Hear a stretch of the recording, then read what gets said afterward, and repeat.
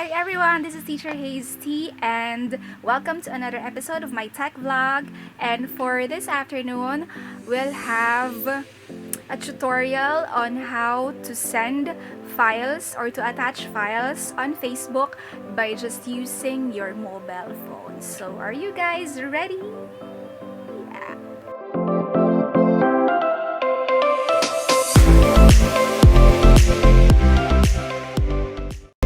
And we're back. So ayan nga. So most of us know that we are only able to send files via Facebook if we're using a laptop or a desktop computer. But not everyone knows that there's a workaround to that. Okay? And that's what I'm going to teach you today. So we're not gonna use the Messenger app itself, but all we need for this process is to open an internet browser. So for this case, I'm going to use Chrome. So I'm just gonna open a new tab para back to zero yung process natin. So from the address bar, just type in there Facebook. Facebook. Ayan. So click that and there you go. So, this is how you see Facebook on your mobile phones if you're using a browser. And this is how it looks if you're using a tablet then, okay? If I'm not mistaken. Now, what I want you to do is, we will be viewing the Facebook site as how we see it on our laptop or desktop computer. So, how to do that? So, there are three dots here. Yung icon na three dots here, yung settings icon. Click that. And then, you will see there menu, okay? I want you to find or to look for desktop site. Ayun siya. And there's a checkbox right alongside it. So, tick that. Ayan. So, pretty much, it's still the same. Ganun pa rin yung interface. It still shows m.facebook.com. Okay? So, we're not done yet. What I want you to do now is to tap on the address bar. Ayan, and edit the address that you find there. So, from m.facebook.com, I want you to remove that letter M because that stands for mobile. So, let's change that to web.facebook.com. Okay? So, now we already have https://web.facebook.com and check. Ayan. So, you will now see the Facebook website as how we see it on our laptop and desktop computer. So now, what I want you to do next is to click the messenger icon right here. Ayun siya, sa taas, diba? Click that messenger icon and you can now either create a new message or just click an existing chat box here. So, ito, I'm going to click the existing chat box that I created earlier. So, ayan. You might just want to scroll down a bit.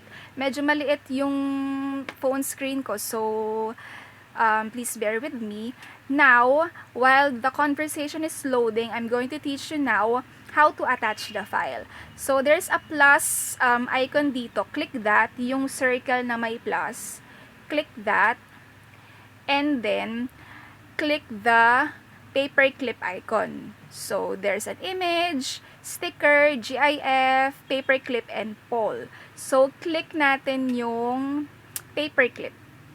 Ayan. Click the paperclip icon and then there's a pop-up window that will let you choose the files from your camera, from your video, from recorder, or sa file manager. So, click yung files and let's look for a file.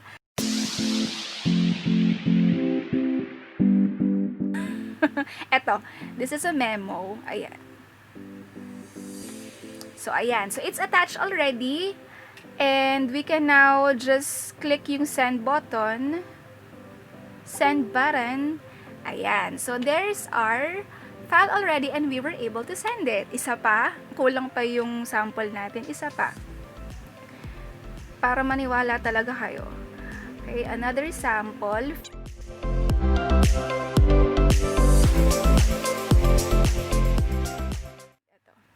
Another memo. So, ayan, it's attached already and you might want to include a message pero wag na. Ayan. Ayan. And, ay.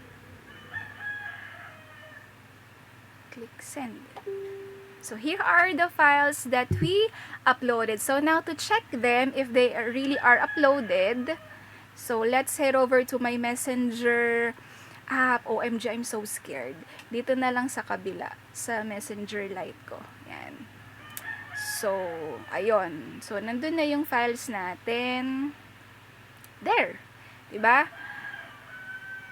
Click that and then it will prompt you to download the file. And, yon. So, I hope that you learned something from this tech tutorial for today. I hope that you can use that skill on sending files over the internet. So, you just have, again, to use your internet browser and to view the website as how you see it on desktop. And with that, thanks for watching, and I hope you can like and subscribe to my videos on YouTube. That's Teacher Hazetee.